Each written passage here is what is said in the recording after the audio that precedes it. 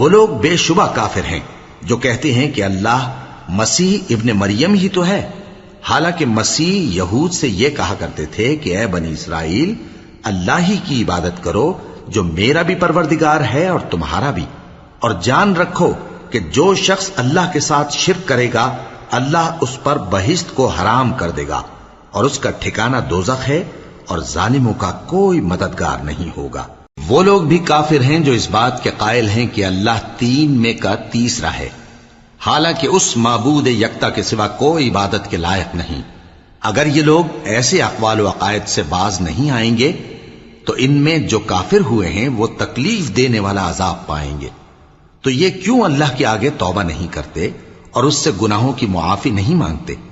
اور اللہ تو بخشنے والا ہے، مہربان ہے۔ مسیح ابن مریم تو ایک پیغمبر ہی تھے، ان سے پہلے بھی بہت سے رسول گزر چکے تھے، اور ان کی والدہ مریم اللہ کی ولی اور سچی فرما بردار تھیں۔ دونوں انسان تھے اور کھانا بھی کھاتے تھے۔ دیکھو ہم ان لوگوں کے لیے اپنی آیتیں کس طرح کھول کھول کر بیان کرتے ہیں،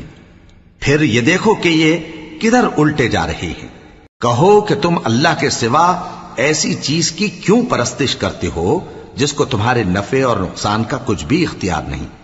اور اللہ ہی سب کچھ سنتا ہے، جانتا ہے۔ کہو کہ اے اہل کتاب، اپنے دین کی بات میں ناحق مبالغہ نہ کرو اور ایسے لوگوں کی خواہشوں کے پیچھے نہ چلو جو خود بھی پہلے گمراہ ہوئے اور اکثروں کو بھی گمراہ کر گئے اور سیدھے رستے سے بھٹک گئے۔ جو لوگ بنی اسرائیل میں کافر ہوئے ان پر داؤد اور عیسیٰ ابن مریم کی زبان سے لعنت کی گئی، یہ اس لیے کہ نافرمانی کرتے تھے اور حد سے تجاوز کیے جاتے تھے، اور برے کاموں سے جو وہ کرتے تھے ایک دوسرے کو روکتے نہیں تھے، بلا شبہ وہ برا کرتے تھے۔ تم ان میں سے بہتوں کو دیکھو گے کہ کافروں سے دوستی رکھتے ہیں، انہوں نے جو کچھ آگے بھیجا ہے برا ہے، وہ یہ کہ اللہ ان سے ناخوش ہوا اور وہ ہمیشہ عذاب میں مبتلا رہیں گے۔ اور اگر وہ اللہ پر اور پیغمبر پر اور جو کتاب ان پر نازل ہوئی تھی اس پر یقین رکھتے تو ان لوگوں کو دوست نہ بناتے، لیکن ان میں اکثر بد کردار ہیں۔ اے پیغمبر، تم دیکھو گے کہ مومنوں کے ساتھ سب سے زیادہ دشمنی کرنے والے یہودی اور مشرک ہیں،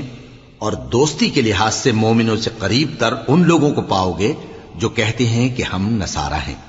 یہ اس لیے کہ ان میں عالم بھی ہیں اور مشائخ بھی، اور یہ کہ یہ تکبر نہیں کرتے۔ اور جب اس کتاب کو سنتے ہیں جو اس پیغمبر محمد صلی اللہ علیہ وآلہ وسلم پر نازل ہوئی تو تم دیکھتے ہو کہ ان کی آنکھوں سے آنسو جاری ہو جاتے ہیں، اس لیے کہ انہوں نے حق بات پہچان لی، اور یہ اللہ کی جناب میں عرض کرتے ہیں کہ اے پروردگار، ہم ایمان لے آئے سو تو ہم کو ماننے والوں میں لکھ لے۔